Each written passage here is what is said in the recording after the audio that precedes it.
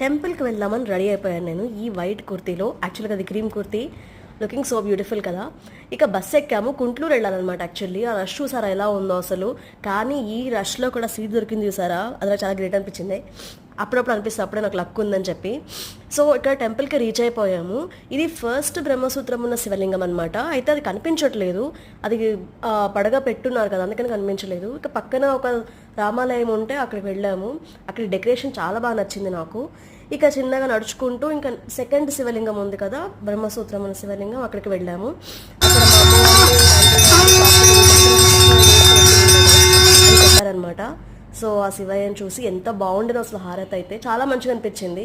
మా అమ్మ అనింది అలా బ్రహ్మసూత్రం మన శివలింగాలు చూడటం, అభిషేకం చేయడం చాలా అదృష్టం ఉండాలి అనేసి అనండి అనమాట. చాలా బాగుంది. మేము రిటర్న్ అయ్యేసరికి చాలా లేట్ అయిపోయింది. 11:30 అయి ఉంటుంది ఈజీగా. ఆ రూట్ చాలా భయంకరంగా ఉండే యాక్చువల్లీ. Bye bye guys.